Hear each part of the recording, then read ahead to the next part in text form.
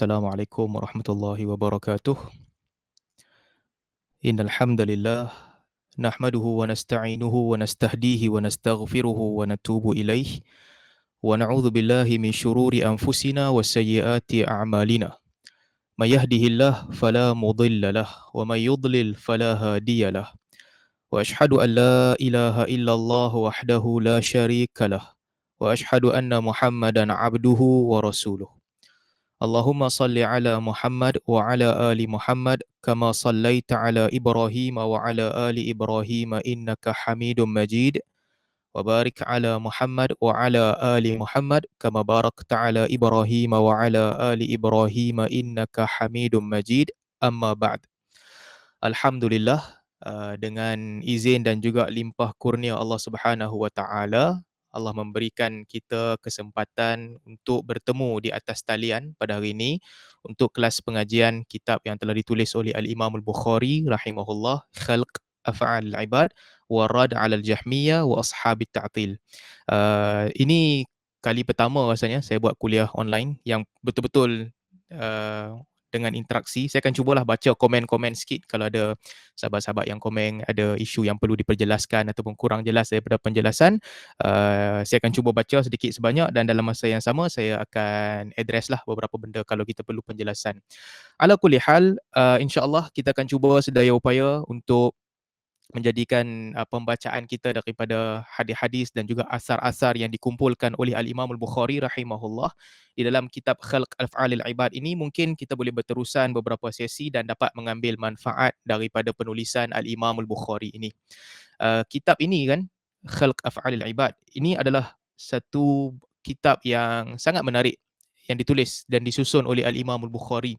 Kerana buku ini secara pengenalannya dia menceritakan tentang pendirian ataupun menceritakan tentang asar-asar yang diriwayatkan daripada para salaf. Al-Bukhari rahimahullah apabila menulis kitab Khalq Af'alil Ibad, beliau menekankan beberapa perkara, di antaranya untuk membuktikan beberapa asas yang ada dalam akidah salaf. Beberapa asas yang ada dalam akidah salaf. Beliau bermula dengan mengisbatkan bahawa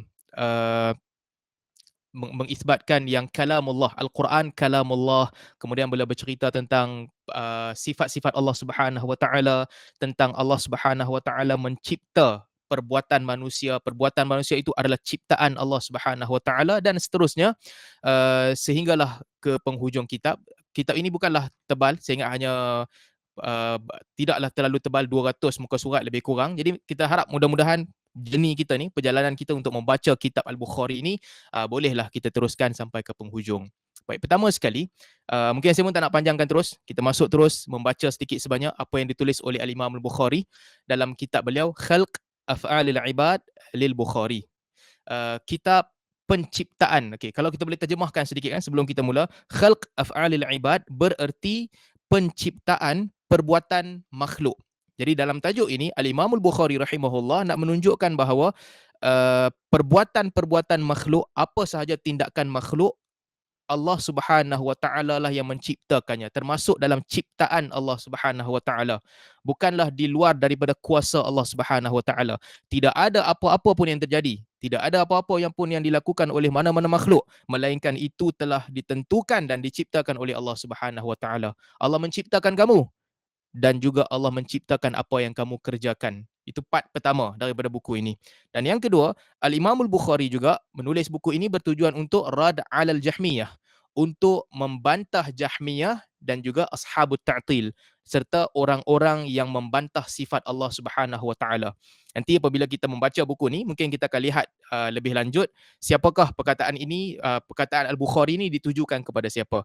Ala kulli hal, kebanyakan kritikan-kritikan ini ditujukan kepada kelompok Jahmiyah. Nanti kita akan lihat apabila kita baca. Baik, kita mulakan terus insya-Allah membaca buku Al-Bukhari. Saya minta maaf sebab saya tak boleh nak share buku Al-Bukhari ataupun mungkin saya cuba kongsikan, nak kongsikan skrin macam susah sebab skrin ni saya nak guna untuk tulis. Baik, mungkin saya boleh kongsikan, kalau tuan-tuan boleh bagi masa sikit kan, saya kongsikan daripada Maktabah Syamilah sana sebelum kita mula ni. Baik, kalau kita boleh baca daripada buku ni, yang Sobri kalau boleh tolong boleh tolong share skrin yang saya tunjukkan ni. Baik. Al-Imam Al-Bukhari rahimahullah memulakan buku ini, Khalq Af'al Ibad, dengan beliau menyebutkan bab yang pertama yang beliau tulis di dalam buku ini adalah, dalam bab yang pertama, Al-Imam Al-Bukhari menyebutkan bab ma dzakara ahlul ilmi lil mu'attilah alladhina yuriduna an yubaddilu kalam Allah azza wa jalla. Bab apa yang disebutkan oleh ahli ilmi ataupun para ilmuwan terhadap al-mu'attilah. Mu'attilah bererti kelompok-kelompok yang menafikan sifat Allah Subhanahu wa taala, yang mereka hendak mengubah kalam Allah Azza wa Jalla. Jadi ini bab pertama yang disebut oleh Al-Imam Al-Bukhari untuk membantah kelompok Mu'attilah yang ingin mengubah kalam Allah. Okey, ini bab yang pertama, membantah bantahan ahli ilmu terhadap Mu'attilah yang ingin mengubah kalam Allah Azza wa Jalla. Baik.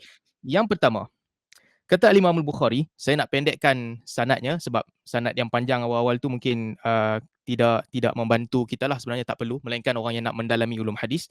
Yang pertama, hadatsana Sufyan bin Uyainah, telah menceritakan kepada kami Sufyan bin Uyainah, kata Imam Al-Bukhari. Artinya hadis ini Imam Al-Bukhari dengar daripada jalan yang datang daripada Sufyan bin Uyainah. Qala, Sufyan berkata, adraktu masyayikhana mundu 70 sanah. Aku berjumpa dengan guru-guru kami semenjak 70 tahun. 70 tahun Sufyan bin Uyainah mengumpulkan data daripada guru-gurunya. Ini dia kumpul data lah daripada guru-gurunya. Minhum Amr bin Dinar. Di antara mereka adalah Amr bin Dinar.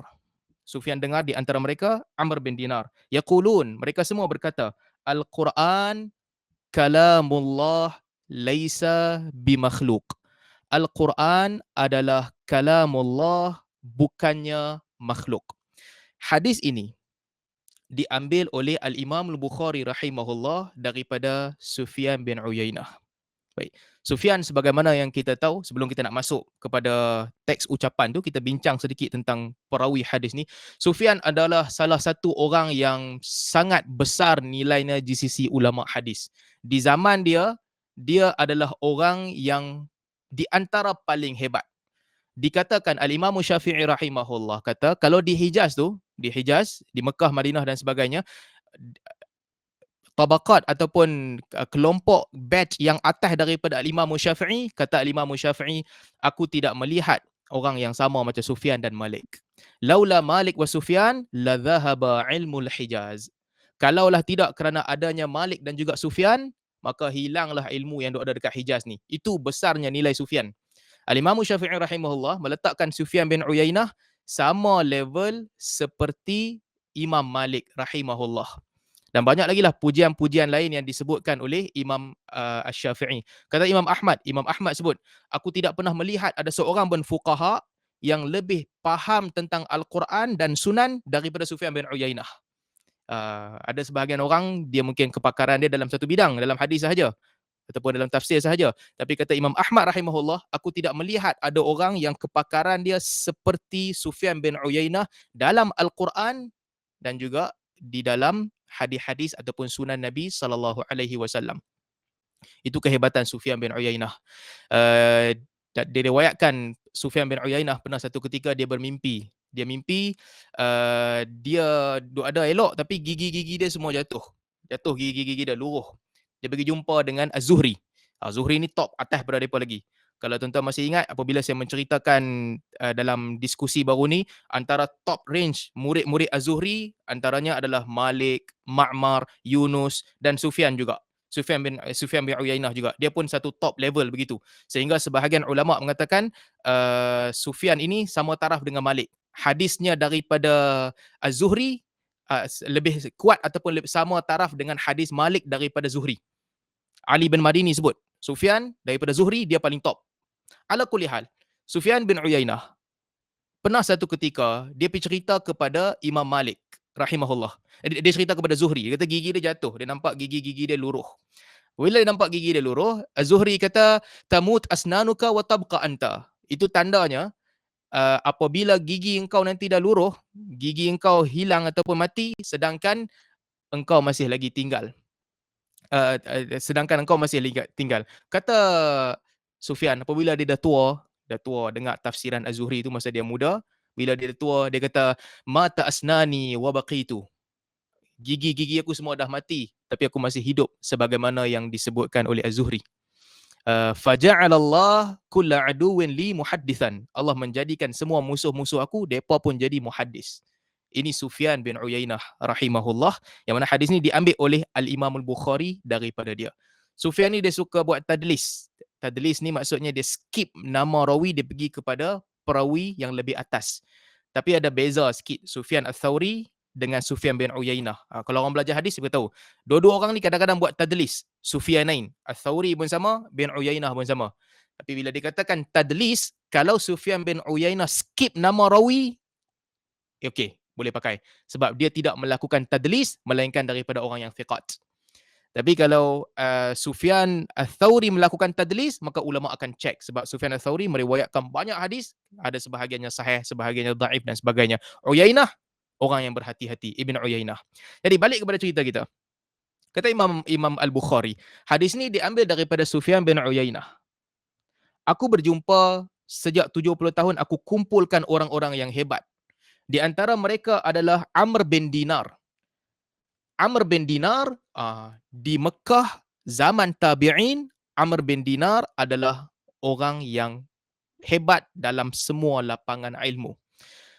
Atha bin Abi Rabah, dia pakar di dalam ilmu haji, manasik haji. Kalau tuan-tuan ikut cerita sirah, kita selalu cerita. Zaman tu kalau pergi ke Mekah, orang lain tak boleh bagi fatwa bab haji. Jumpa Atha bin Abi Rabah. Power dia dalam bab haji. Manasik haji semua duduk dalam kepala dia. Khalifah pergi haji pun kena beratok nak minta fatwa haji daripada Atha bin Abi Rabah. Dia power dalam haji. Zaman tu di Mekah. Mujahid pula power dalam tafsir. Mujahid ni kira orang kata bawah Ibnu Abbas. Dia ni kira kedudukan dia selepas Ibnu Abbas paling power dalam tafsir adalah Mujahid. Tapi Amr bin Dinar, Ibnu Najih sebut tentang Amr bin Dinar, dia ni pula kalau digabungkan semua ilmu, dia yang paling faqih di antara tabi'in yang ada di Mekah. Lebih faqih daripada Atha ataupun Mujahid ataupun daripada Tawus. So kalau bab fiqh di Mekah di zaman tabi'in, Amr bin Dinar adalah orang yang hebat. Amr bin Dinar ni antara keistimewaan dia, dia sangat berhati-hati di dalam mengajarkan hadis. Dia betul-betul jaga bila dia mengajarkan hadis. Dia tak ajar hadis senang-senang. Dia akan ajarkan hadis sampai orang faham maksud hadis tu. Zaman lah ni nanti ada orang kata lah salaf ni dia main cakap ya, kadang-kadang dia salah, orang lain tak setuju. Tak, bukan begitu. Tapi mereka ada personality. Antaranya Amr bin Dinar. Dia ni kalau sampaikan hadis memang dia betul-betul berhati-hati, dia pastikan murid dia betul-betul faham. Syu'bah kata aku duduk dengan Amr bin Dinar 500 majlis. Bayangkan 500 majlis duduk dengan Amr bin Dinar. Aku tidaklah mendengarkan daripada dia melainkan 100 hadis sahaja. 5 sesi, ini sesi yang kita duduk sembang ni, kita pun tak tahu berapa banyak hadis kita boleh baca dalam sesi ni. Tapi kata Syu'bah, aku duduk dalam 500 majlis Amr bin Dinar, aku hanya dapat 100 hadis je. 5 majlis, 1 hadis. Tuan-tuan boleh bayangkan lah macam mana dia punya detail mengajak hadis, bagi mereka faham hadis, sebegitu mendalam dia punya kesungguhan dalam memastikan murid-murid dia faham hadis. Jadi, balik kepada cerita kita. Kata Sufyan, aku sejak 70 tahun aku kumpulkan riwayat. Dan aku dengar daripada guru-guru yang hebat-hebat, antaranya Amr bin Dinar. Mereka berkata, Al-Quran kalamullah laisa bimakhluk. Al-Quran adalah kalamullah dan bukannya makhluk. Baik, ini penting untuk kita bincang. Baik. Bila dikata Al-Quran kalamullah bukan makhluk, saya nak tulis pula lah. Baik. Pertama sekali, Al-Quran, apa yang kita faham daripada Al-Quran? Pertama, Al-Quran yang mushaf lah yang ada kat kita. Baik, apa ciri-ciri al-mushaf tu? Dia adalah wahyu. Betul? Wahyu. Baik. Bila dikatakan wahyu, adalah banyaklah wahyu. Wahyu ni yang Allah turunkan. Allah turunkan wahyu tu. Dalam bahasa Arab, Allah turunkan kepada Nabi Muhammad. Nabi Muhammad. Dan wahyu Al-Quran ni pula, dia ada Mu'jizat.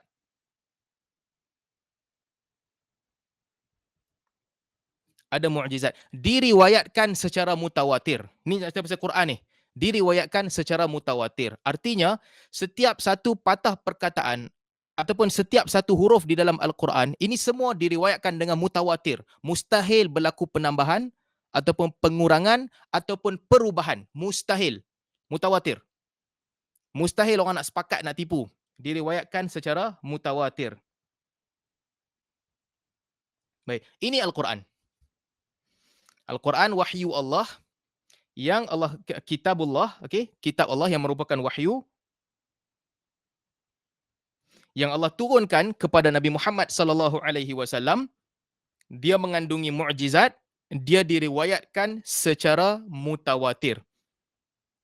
Bolehlah tambah lagi. Dia duduk dalam daftar di antara dua kulit duduk di tengah-tengah tu. Al-Quran adalah bermula daripada Al-Fatihah sehingga surah An-Nas, ta'abbud bitilawatihi. Baca, dapat pahala. Baik. Ini Al-Quran ringkasnya. Nampak ni? Kalau tak cukup satu ciri ni, dia bukan Al-Quran lah. Bukan Al-Quran. Okey? Dia wahyu yang Allah turunkan kepada Nabi Muhammad merupakan mukjizat. Al-Quran tu sendiri mukjizat, diriwayatkan dengan mutawatir, baca dapat pahala, itu sahaja boleh baca dalam Al-Quran. Bila kita buat ta'rif begini, okey, ta'rif Al-Quran begini, hadis kursi termasuk ke tidak? Tidak. Sebab hadis kursi baca tak dapat pahala. Tak dapat pahala hadis kursi. Betul? Hadis-hadis Nabi sallallahu alaihi wasallam yang Allah turunkan, itu yang Nabi sallallahu alaihi wasallam sampaikan, hadis Nabi sallallahu alaihi wasallam, itu pun tak termasuk dalam Al-Quran juga. Itu perkataan Nabi sallallahu alaihi wasallam. Bukan wahyu yang Allah turunkan spesifik daripada Al-Fatihah sampai An-Nas. Bukan. Ini semua terkeluar dah. Riwayat-riwayat Al-Quran yang syaz ataupun yang tidak mutawatir, qiraat yang tidak mutawatir. Kalau kita belajar ilmu Quran kan, kita akan jumpa ada sahabat kata aku dengar ayat ni, tapi tak ada dalam mushaf. Mungkin ayat tu penambahan tafsiran dia sendiri ataupun mungkin ayat tu Nabi SAW arahkan untuk dimansuhkan. Banyak kemungkinan lain, itu pun bukan Al-Quran. Sebab kita sebut kat sini, ciri Al-Quran adalah yang diriwayatkan secara mutawatir sahaja. Yang duduk dalam mushaf. Baik, persoalan seterusnya. Kata Sufyan bin Uyainah yang diriwayatkan daripada Amr bin Dinar. Para tabi'in, mereka mengucapkan ataupun guru-guru kepada Sufyan bin Uyainah, mereka mengucapkan bahawa Al-Quran kalamullah, adalah kalamullah, bukannya makhluk. Ini perbahasan penting. Kita kena faham ni. Apa maksud kalam? Apa maksud kalam? Secara umumnya, bila dikatakan kalam, okey, bila dikatakan kalam, kalam ni adalah khitab yu'abbar bihi. Adalah ucapan yang dengan ucapan itu kita menggambarkan sesuatu. Okey, ini kita cerita pasal sesuatu, ucapan itu adalah kalam. Satu khitab yu'abbar bihi ataupun alfaz tadullu 'ala al-ma'na. Perkataan-perkataan yang dihimpunkan sekali sehingga membawa maksud. Itu adalah kalam. Jadi kalau perkataan yang tak difahami maksud satu perkataan sahaja, itu bukan dia, bukan kalam. Tapi dia mesti difahami maksud dia, sama ada dia perintah ataupun dia larangan ataupun ancaman ataupun galakkan melakukan sesuatu ataupun cerita ataupun persoalan dan sebagainya, dia mesti ayat yang penuh. Itu kalam. Di sini timbul persoalan yang ditimbulkan oleh ahli falsafah. Kalau nama kata itu kalam, okey, kita katakan dia kalam secara umum. Kalam memerlukan kepada perkataan. Perkataan, okey, kalam dibina daripada perkataan. Perkataan dibina daripada huruf-huruf. Huruf-huruf. Huruf-huruf ini pula, okey, ada bunyinya. Perkataan ada huruf dan ada bunyinya. Nampak? Setiap perkataan dia ada huruf dan dia ada bunyi bagi perkataan itu. Dan huruf-huruf ni pula dia bercantum. Bercantum lah kan? Kalau perkataan kalam, kaf, lam, alif, mim. Dia mesti bercantum. Kaf, lepas kaf datang lam, lepas tu datang alif, lepas tu mim. Dia bercantum. Huruf-huruf yang bercantum. Dan ada suara. Bagi kalam ada suara. Baik. Dan ini semua ni, huruf, bercantum dan sebagainya, ini semua benda yang hadis. Benda yang berlaku. Mestilah kalau huruf-huruf tu bercantum kan, huruf-huruf tu bercantum mesti ada permulaan dia mesti bercantum lah. Bila dia bercantum, ahli falsafah, ini cerita pasal ahli falsafah, depa kata ini menunjukkan dia benda baru. Dia berlaku, pencantuman itu berlaku. Huruf-huruf ini semua dia berlaku pencantuman. Kalau ada suara, mesti ada momen yang suara itu berbunyi dan suara itu didengar. Ada persoalan besar di sini. Tuan-tuan kalau tak faham, tuan-tuan boleh tanya terus. Saya akan cuba jawab terus. Baik. Maka apabila isu ini ditimbulkan, kalam mesti bercantum daripada huruf. Dia mesti ada bunyi. Dia mesti ada bahasa. Kalam mesti ada bahasa dan sebagainya. Ini semua menunjukkan ciri-ciri sesuatu yang baharu, yang berlaku. Okay, sesuatu yang berlaku, hadis. Baik. Di sini para pemikir mereka berbeza pandangan kepada mazhab-mazhab yang berbeza. Nanti kita akan cerita. Saya tak tahu kita sempat masuk kitab ke tidak, tapi di sinilah bermulanya berlaku percanggahan yang besar di kalangan orang Islam. Apa maksud kalamullah? Baik. Yang pertama, kata ahli hadis, okey, ahli hadis. Apa ahli hadis kata? Al-Quran kalamullah. Sebagaimana kata Amr bin Dinar. Amr bin Dinar kata Al-Quran kalamullah. Kalamullah lam yazal mutakalliman. Allah senantiasa bersifat dengan sifat mutakallim. Senantiasa, azali, sejak permulaan, tidak ada permulaan, tidak ada penghujung. Itu sifat Allah Subhanahu Wa Taala. Ini kata siapa? Kata ahli hadis. Dan Allah memperdengarkan kalamullah kepada siapa yang Allah kehendaki. Allah memperdengarkan kepada Musa kalamullah. Musa dengar itu adalah kalamullah. Inni anallah fakhla'na alaik. Bukalah selipamu wahai Musa, sesungguhnya aku adalah Allah. Allah bercakap dengan Musa dan memperdengarkan kepada Musa kalamullah. Ada suara yang Allah perdengarkan kepada makhluk-makhluknya yang dia kehendaki. Dan Al-Quran, mushaf yang ada ini, itu juga adalah kalamullah. Bukan sekadar konsep, tapi betul.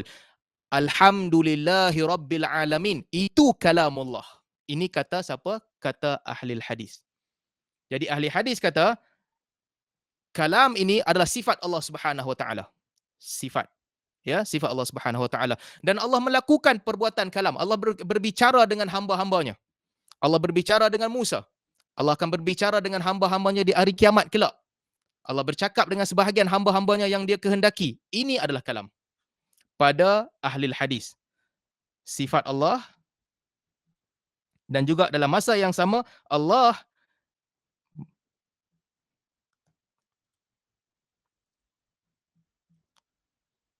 saya nak sebut perbuatan. Saya minta maaf kalau saya cuba translate ke dalam bahasa Melayu. Kalau perkataan-perkataan ini tak berapa sesuai menggambarkan maksud sebenar, mungkin kita boleh, dengan ulasan kita boleh ubah nanti. Jadi ini kalam pada ahli hadis.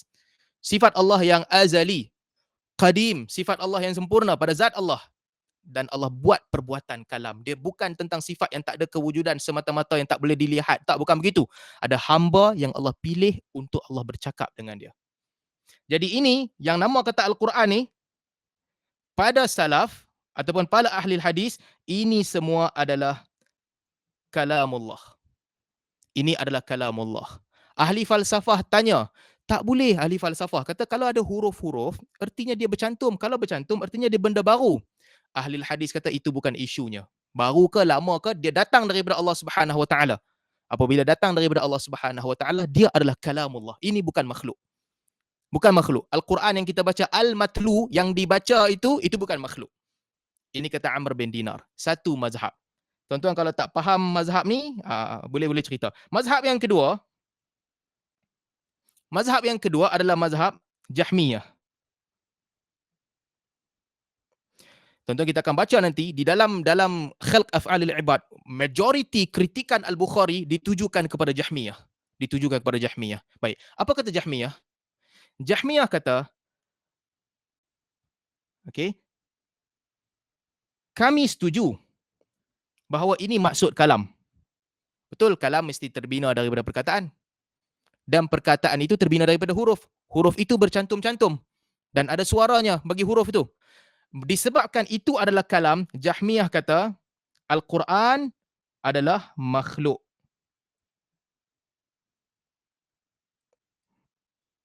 Pasal apa dia berkata makhluk? Sebab pada mereka, ia benda baharu. Berlaku percantuman kepada huruf-huruf ini sehingga dia membentuk perkataan. Dan apabila membentuk perkataan, dia membentuk ayat. Ini benda yang diciptakan daripada tiada. Daripada tak ada, Allah cipta bagi ada.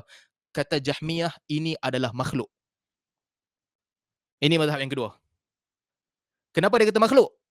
Kerana dia kata Al-Quran ni, Al-Quran, mushaf ni, tak boleh. Dia mesti baru. Dia tak boleh ada macam tu. Mesti ada momen apabila huruf-huruf itu bercantum membentuk huruf. Kalau benda baru, pada dia, itu adalah sifat bagi makhluk. Bukan Allah Subhanahu Wa Taala. Ini kata siapa? Kata Jahmiyah. Jadi ada tak sifat kalam bagi Allah Subhanahu Wa Taala? Jahmiyah kata tak ada.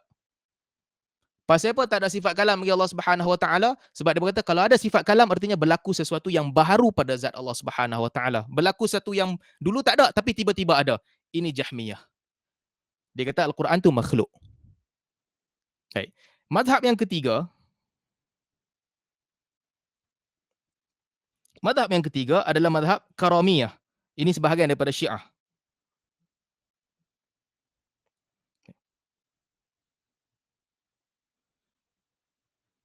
Apa yang putus-putus okey, nampak macam okey. Mazhab Karamiyah pula kata, apa dia berkata? Perbuatan. Allah Subhanahu Wa Taala melakukan perbuatan yatakallam yang dulunya tak ada. Ini kata Karamiyah. Karamiyah mengatakan bahawa tidak ada sifat kalam. Sifat kalam ni tak ada, dia adalah perkara yang baru. Tapi depa disebahkan kepada Allah Subhanahu Wa Taala. Jadi Allah mewujudkan dalam zat Allah Subhanahu Wa Taala sesuatu yang tak ada, iaitu kalam. Jahmiyah kata lam yakun mutakalliman. Asalnya Allah tak ada sifat kalam, tak ada. Tapi kemudian Allah melakukan sifat kalam. Ini kata Jahmiyah. Jadi Jahmiyah mengatakan apa? Tak adalah sifat kalam, ia hanyalah perbuatan yang Allah Subhanahu Wa Taala buat semata-mata. Kan lam yakun mutakalliman thumma takallama. Asalnya Allah Subhanahu Wa Taala tidak berkata-kata ketika tak ada mana-mana ucapan. Kemudian daripada itu baharulah Allah Subhanahu Wa Taala berkata-kata. Jadi perbuatan semata-mata. Ini mazhab Jahmiyah. Baik. Saya rasa skrin tak payah ubah, biar bagi skrin tulisan teruslah senang sebab nak tulis ubah-ubah macam susah kan. Baik, seterusnya. Mazhab seterusnya, satu lagi mazhab yang berbicara tentang isu ini adalah antara yang disebutkan oleh Ibn Taymiyah bahaskan perkara ini. Salah satu mazhab lain yang menyebutkan isu tentang kalam adalah mazhab Ibn Salim. Ibn Salim ataupun dia ada tariqat Salimiyah. Tariqat Salimiyah, pendiri Ibn Salim. Baik. Apa kata Ibn Salim?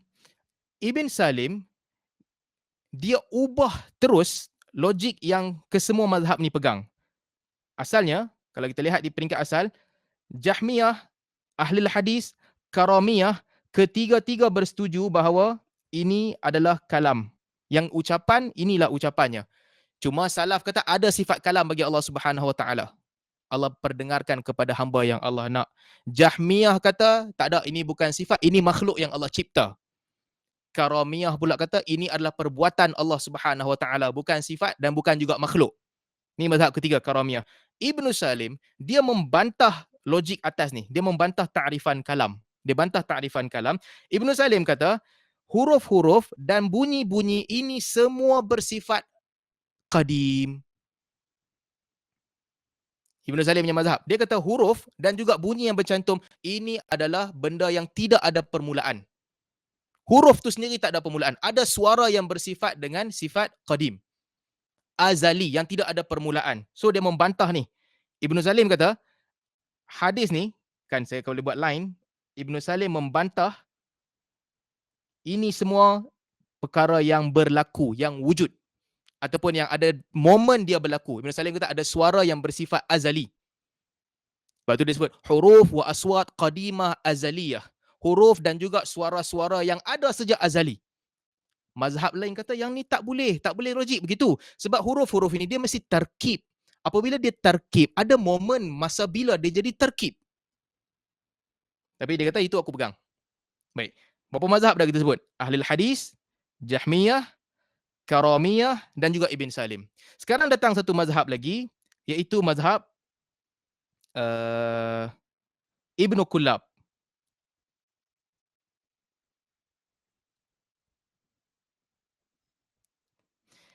Daripada mazhab Ibn Kullab ini, pandangan Ibn Kullab ini berpecah kepada dua mazhab. Nanti kita akan sebut, iaitu Asy'ariyah dan Maturidiyah. Apa kata Ibn Kullab? Okey, ini menarik untuk diketahui.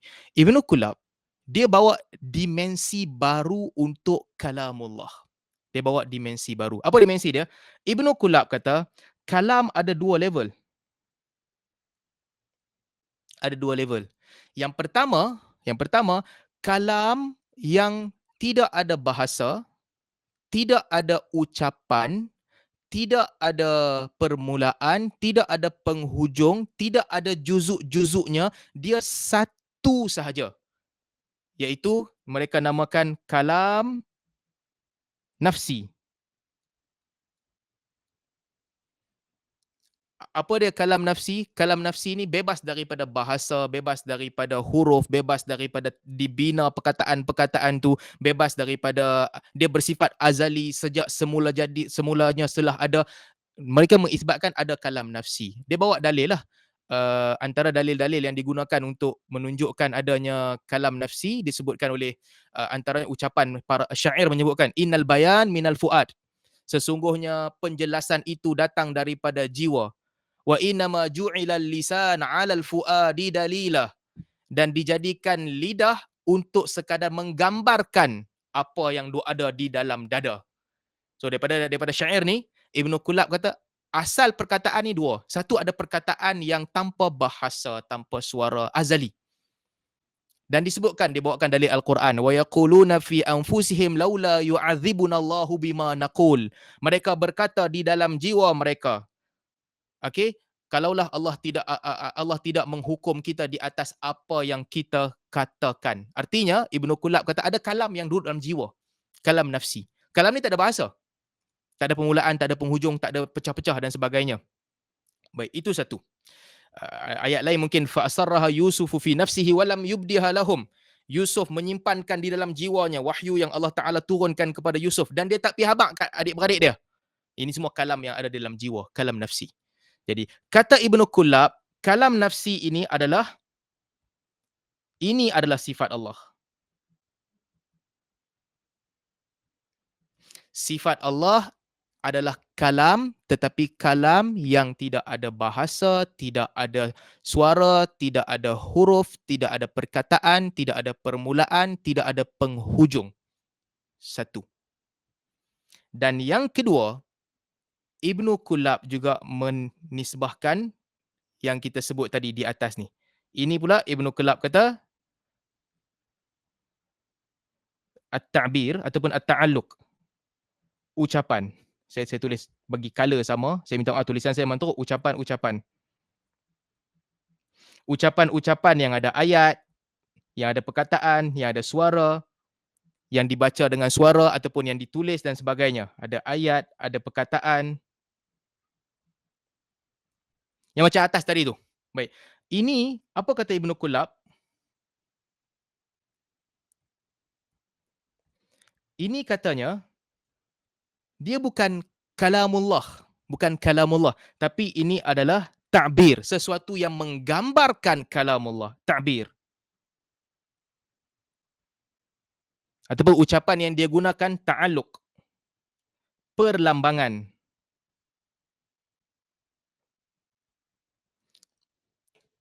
Perlambangan kepada kalamullah. Jadi, mana kalau... Baik, ini mushaf. Nak cerita sikit lah, tunjuk ya. Yang dibaca di dalam mushaf ini, pada Ibn Kullab, ia adalah melambangkan ataupun menggambarkan kalamullah yang asalnya. Tak ada suara, tak ada bahasa, tak ada ayat dan sebagainya. Ini bagi menggambarkan kalamullah, kata Ibnu Kulab. Dan ini adalah baharu. Ini yang dimaksudkan dengan ucapan, ayat dan perkataan dan sebagainya, ini semua adalah baharu. Pandangan Ibnu Kulab. Artinya ini makhluk. Saya tulis perkataan makhluk lah, senang. Diciptakan. Dia adalah makhluk. Jadi Allah ciptakan makhluk bagi menggambarkan kalamullah yang qadim. Jadi, apa game Ibnu Kulab di sini? Saya minta maaf, kelas hadis dah jadi kelas falsafah dah pula. Ibnu Kulab punya game, aku bersetuju dengan ahli hadis untuk kata Quran kalamullah. Aku bersetuju dengan ahli hadis bahawa Al-Quran kalamullah. Dan aku bersetuju dengan Jahmiyah bahawa yang dikatakan di atas ni, kalam, huruf-huruf, bunyi-bunyi, itu bukan kalamullah. Itu adalah sesuatu yang menggambarkan kalamullah. Jadi apa yang Ibnu Kulab buat? Dia stay in the middle di antara dua kelompok. Di antara ahli hadis dan juga Jahmiyah. Ini dilakukan oleh Ibnu Kulab. Boleh faham tak? Kalau tak boleh faham, tolong cerita kat saya kalau tak boleh faham. Saya tambahkan penerangan dia. Tapi masalah dia kalau tuan-tuan tulis sekarang, dia timai lambat sikit kat saya. Berapa minit, berapa saat baru sampai. Tapi tak apalah. Kalau tak faham, tuan-tuan tulis, nanti saya ulang balik. Balik pada cerita kita. Sekarang ada dua mazhab yang pelik sikit. Satu, mazhab Ibn Salim. Ibn Salim kata apa? Ada suara yang bersifat azali, huruf-huruf bersifat azali, bahasa bersifat azali. Mazhab lain semua bantah dia. Yang kedua datang Ibnu Kulab pula. Ibnu Kulab kata kalam ni terbahagi kepada dua. Ya, aku bersetuju dengan ahli hadis. Memang ada kalamullah. Tapi aku juga bersetuju dengan Jahmiyah yang ditulis dalam mushaf ni, yang dibaca ni, ini bukan kalamullah. Ini sekadar menggambarkan bagi kalamullah. Baik. Daripada Ibnu Kulab. Okay, daripada mazhab Ibnu Kulab ini, datangnya dua mazhab yang ideanya lebih kurang sama. Iaitu Asy'ariyah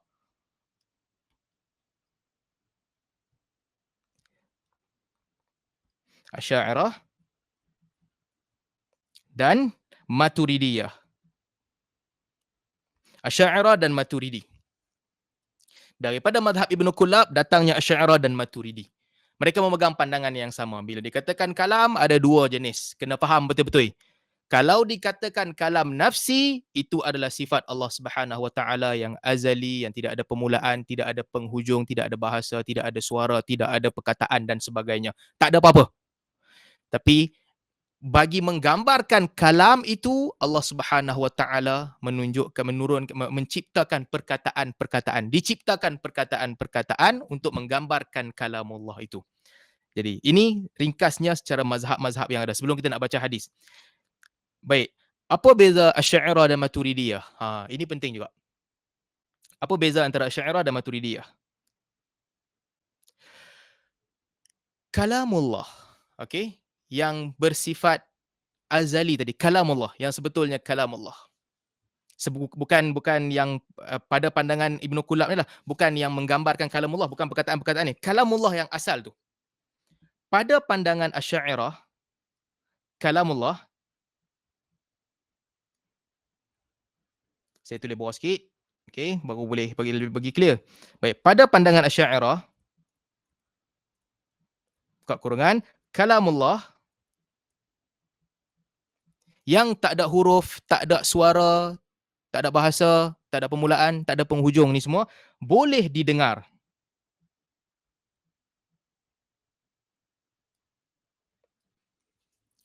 Sebab A'imah Asy'ariyah mengatakan bahawa setiap yang wujud boleh didengar dan boleh dilihat. Jadi meskipun dia tak ada suara, tak ada bahasa, tak ada apa, kalau Allah nak bagi kemampuan untuk dengar, Allah bagi kemampuan tu, makhluk boleh dengar. Meskipun tak ada suara, kata Asy'ariyah. Kata Maturidiyah, kalamullah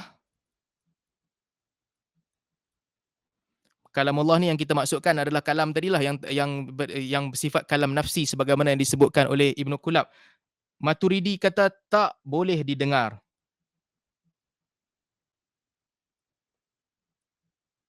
Maturidi sama dengan mazhab-mazhab yang lain. Tak boleh dengar. Kalau tak ada suara, tak bolehlah dengar. Tak ada suara nak dengar macam mana? Asy'ariyah kata tak, setiap yang wujud tu boleh didengar. Cuma tidak berlaku saja. Kalau Allah nak bagi boleh dengar, kita boleh dengar. So pada pandangan Asy'ariyah, pada pandangan majoriti mazhab, ahli falsafah, ahli kalam, ahli hadis, gitar boleh dilihat, tak boleh didengar. Saya bagi contohlah, gitar boleh dilihat, tak boleh didengar. Bunyi gitar boleh didengar, tak boleh dilihat. Ini pandangan siapa? Majoriti mazhab. Tak kisahlah mazhab tu sesat ke tak sesat, semua orang kata, boleh nampak gitar tak? Boleh nampak. Boleh dengar gitar? Tak boleh dengar. Boleh dengar bunyi gitar? Boleh dengar. Boleh nampak bunyi gitar? Tak boleh nampak. Semua orang berpandangan begitu. Okey, semua orang berpandangan begitu kecuali Asy'ariyah. Asy'ariyah mengatakan setiap yang wujud itu boleh dilihat dan boleh didengar. Jadi, di mana beza Asy'ariyah dengan Maturidi ni? Bezanya, dua-dua sama seperti Ibnu Qulab. Mereka sama dengan ahli hadis mengisbatkan kalamullah. Mereka juga sama dengan Jahmiyah di dalam menafikan yang ditulis ini, perkataan-perkataan ini adalah kalamullah. Mereka kata tak, ini sekadar makhluk. Sebahagian ulama tak suka guna perkataan makhluk kecuali untuk mengajar sahaja sebab takut disamakan dengan Jahmiyah. Ini semua adalah benda baru bagi menggambarkan kalamullah. Baik. Bezanya apa? Bezanya adalah pada isu apabila Nabi Musa alaihi salam bercakap dengan Allah Subhanahu wa taala. Apabila Allah Subhanahu wa taala memanggil Nabi Musa dan juga berbicara dengan Nabi Musa. Apa yang Nabi Musa dengar ni? Ini isu yang semua mazhab kena selesaikan. Apa yang Nabi Musa dengar?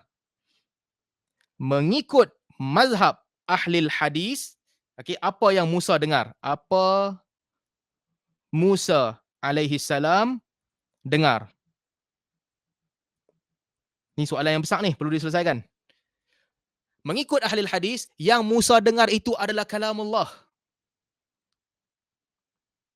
Okay. Yang Musa dengar, ahli hadis kata adalah, saya bagi besar sikit tulisan, kalam Allah.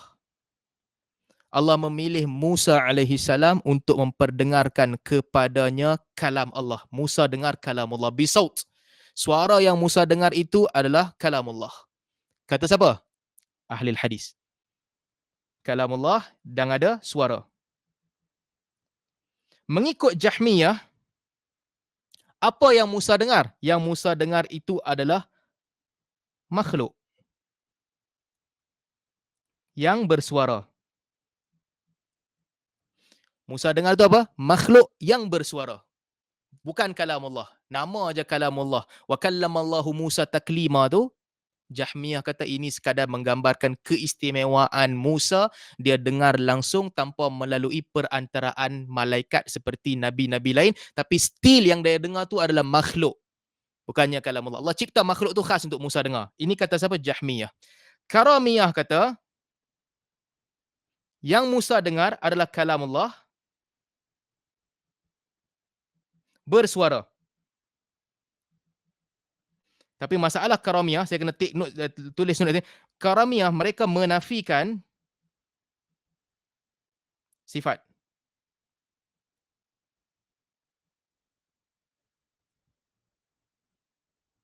Mereka menafikan ada sifat azali bagi Allah Subhanahu Wa Taala yang berupa kalam. Itu karamiyah. Baik. Ibnu Salim, apa dia kata? Ibnu Salim pula kata yang Musa dengar itu adalah kalamullah yang azali.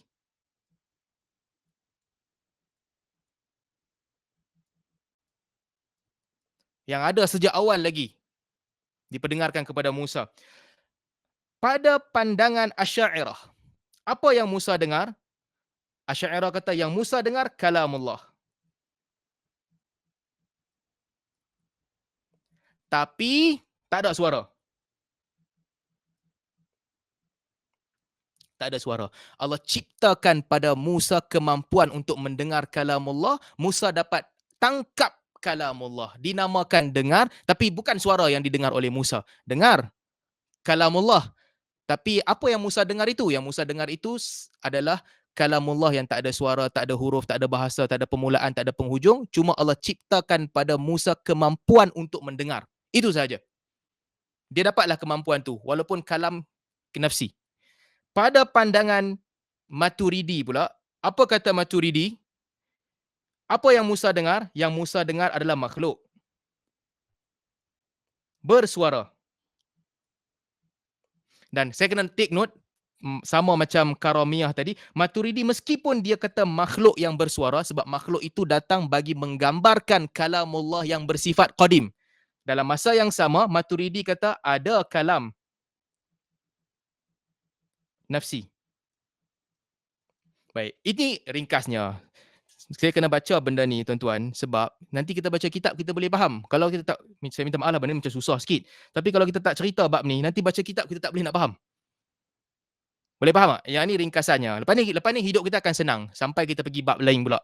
Selagi mana kita cerita bab kalam dalam kitab Al-Bukhari, hidup kita akan senang. Sebab ini je asas-asas yang kita kena faham. Baik, mari saya nak buat note sikit bagi kita faham.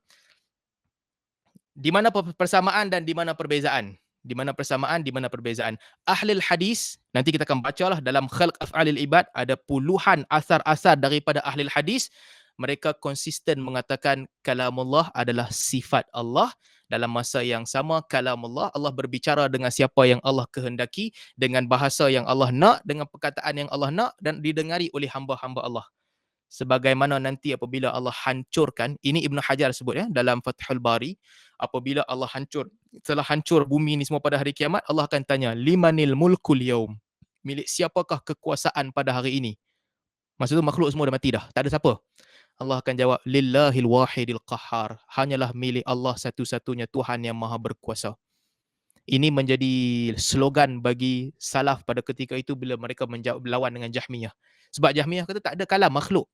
So salaf lawan dengan mereka, salaf tanya, baik, setelah Allah matikan semua makhluk binasa dan mati, apabila Allah tanya limanil mulkul yaum, siapakah yang bertanya dan siapakah yang menjawab, lillahil wahidil qahhar. Ini slogan salaf lah. Jadi itu pandangan salaf. Baik, dalam mazhab-mazhab yang kita telah sebutkan di sini, ada beberapa pandangan yang agak pelik. Agak pelik artinya bercanggah dengan majoriti pandangan-pandangan lain. Di mana kepelikan tu? Satu, uh, yang pelik, bukan nak cerita pasal yang sesat. Satu yang pelik. Yang peliknya, yang pertama, Jahmiyah. Kerana Jahmiyah menafikan adanya sifat kalam bagi Allah Subhanahu Wa Taala. Dia kata perbuatan je, tak ada sifat. Tak ada sifat yang sejak azali namanya kalam. Dia hanya perbuatan Allah Subhanahu Wa Taala. Sebab asalnya Allah tak berkata-kata, kemudian baru berkata-kata. Ini satu benda yang pelik. Yang kedua, Ibnu Salim, dia juga pelik apabila Ibnu Salim mengatakan kalamullah ini adalah suara yang bersifat azali. Suara dan juga perkataan itu pun bersifat azali, tidak ada permulaan. Ahli falsafah kata mana boleh. Semua mazhab yang lain-lain semua ni, salaf, ahli hadis, Jahmiyah kata tak boleh begitu. Semua bantah dia. Ibnu Salim pelik di sini. Yang ketiga, Ibnu Kulab. Apa kepelikan Ibnu Kulab? Ibnu Kulab, apabila orang membahaskan tentang ni, ayat-ayat yang dibaca di dalam Al-Quran, yang bergaduh sebelum Ibnu Kulab, ahli hadis dan juga Jahmiyah, mereka clear tentang ta'rif. We are talking about this. Perkataan-perkataan kalamullah dalam Al-Quran. Ibnu Kulab datang, dia cuba mungkin untuk meleraikan perbezaan itu. Dia kata dia pilih tengah-tengah antara dua mazhab. Ada kalam, betul. Tapi kalam itu Allah Subhanahu Wa Taala yang tidak ada bahasa, tidak ada permulaan dan penghujung. Yang kita baca ni adalah makhluk yang menggambarkan kalam itu. Apabila kalau ahli hadis nak bantah Ibnu Kulab, kamu kata makhluk. Ibnu Kulab kata tak, aku sama dengan kamu. Aku telah mengisbatkan kalamullah. Aku sama dengan kamu. Apabila Mu'tazilah pula ataupun Jahmiyah nak bantah Ibnu Kulab, nak kata kepada dia, kamu kata Allah ada kalam, ada kalamullah. Ya, aku kata Allah ada kalamullah. Tapi yang tulis-tulis ni sama macam kamu. Ini bukan kalamullah. Dia duduk di tengah-tengah. Ini satu kepelikan. Dan kepelikan yang terakhir adalah mazhab Asy'ariyah, di mana mereka mengatakan yang tidak bersuara pun boleh didengar. Mazhab lain semua bantah, termasuk Maturidi. Maturidi kata kalau tak ada suara tak boleh dengar lah. Tapi Asy'ariyah kata tak, kalau Allah nak bagi dengar, dia boleh dengar juga. Ala kulli hal, ini sedikit sebanyak mazhab-mazhab yang bercerita tentang kalam. Baik. Okey, lah ni dah faham kan? Muka surat ni dah faham, baru kita boleh pergi cerita perkataan para salaf. Saya tak nak menghukum mana betul, mana salah. Kita baca sendiri perkataan para salaf supaya kita boleh mengambil manfaat daripada apa yang mereka sebutkan. Di mana kita sekarang? Hadis yang pertama tadi. Baik. Al-Quran kalamullah laisa bimakhluq, kata Sufyan bin Uyainah. Apa maksud Sufyan bin Uyainah? Maksudnya Al-Quran yang kita baca ni lah, yang kita baca ni, ini adalah kalamullah, bukannya makhluk. Boleh tak saya nak tambah sikit lagi? Ada satu pertembungan antara Al-Bukhari dengan Muhammad bin Yahya Az-Zuhali. Okey, ini macam best juga kalau kita tambah kan. Tambah sikit lah. Advance, bagi ilmu kita tinggi sikit. Tak apalah, ada sahabat-sahabat kata kita tak reti falsafah. Tapi tak apalah, suka hatilah. Kita cerita sikit lah. Kita bagi faham sikit isu ni. Baik. Ahli hadis. Kita balik kepada mazhab ahli hadis. Ini kalau tuan-tuan boleh faham, kira power lah. Ini agak yang complicated sikit nak bagi faham. Benda yang susah nak bagi faham. Kalau boleh faham, kira dahsyat. Mazhab ahli hadis.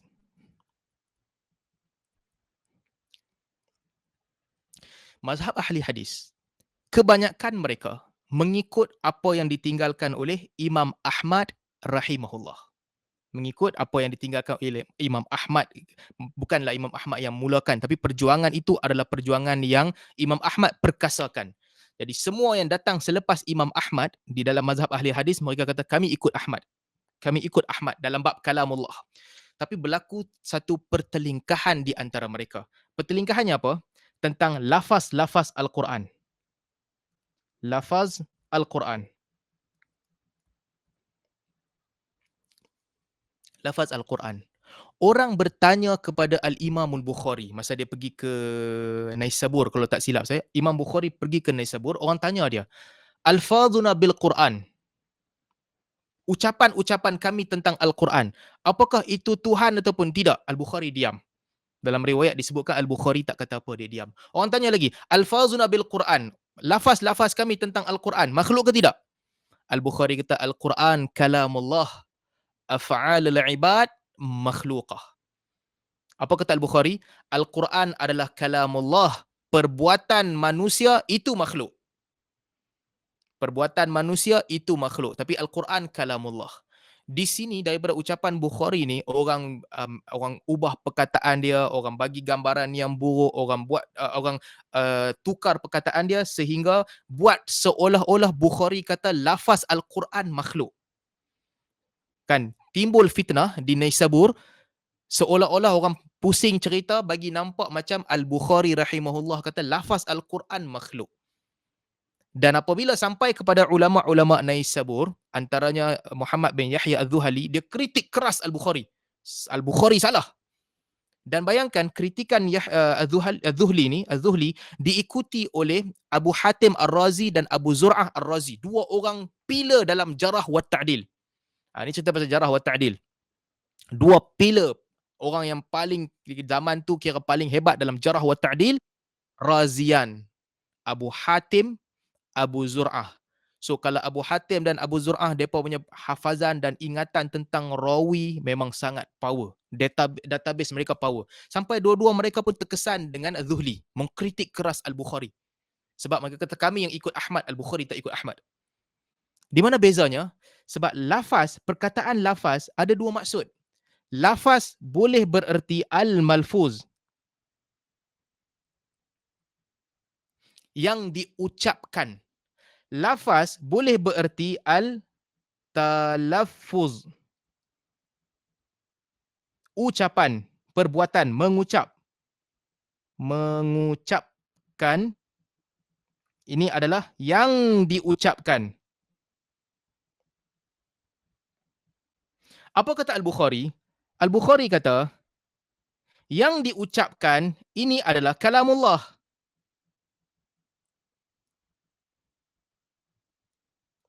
Okey? Perbuatan mengucapkan itu, ini adalah makhluk. Boleh faham tak? Kalam Al-Bukhari sangat clear. Yang kamu baca ni, yang dibaca, kan apa sahaja yang kamu baca, tabarakalladzi nazzala al-furqana ala 'abdihi. Yang dibaca ini adalah kalamullah. Tapi perbuatan membaca adalah makhluk. Tapi fitnah ini telah tersebar luas di Naisabur ketika itu. Orang bagi gambaran yang Al-Bukhari mengatakan malfuz ini adalah makhluk juga. Jadi berlakulah pertembungan di antara ahli hadis di Naisabur pada ketika itu. Uh, Az-Zuhli dan dia kemudian disokong oleh Abu Hatim Ar-Razi dan juga Abu Zur'ah ambil side untuk mengkritik Al-Bukhari. Tapi takdir Allah Subhanahu Wa Taala, nama Al-Imam Al-Bukhari tinggi sebagai Amirul Mukminin dalam hadis, lebih tinggi daripada nama ketiga-tiga mereka yang juga ulama besar. Dan apabila kita baca Khalq Af'alil Ibad ini, kita akan tahu bahawa Al-Bukhari sebenarnya tak berbeza pun dengan Imam Ahmad, bahkan Al-Bukhari mempertahankan mazhab Imam Ahmad. Saya rasa saya berhenti takat ni dulu kot lah untuk hari ni ya. Sebab kalau kita nak baca lagi beberapa perkataan ni, susah kot nak tangkap banyak benda yang kita bincangkan. Tuan-tuan kalau ada soalan boleh buka soalan. Saya buka soalan sikit, beberapa soalan kalau ada yang ingin bertanya ataupun berkongsi. Tapi tuan-tuan jangan risau, kalau kita ada kelas lepas ni, dia akan jadi senang lah, taklah sesusah ini. Ni nak bagi faham ni pasal kalam ni. Mazhab tentang kalam. Lepas ni akan jadi mudah insya-Allah. Tuan-tuan kalau tak boleh nak faham, kita boleh permudahkan lagi insya-Allah.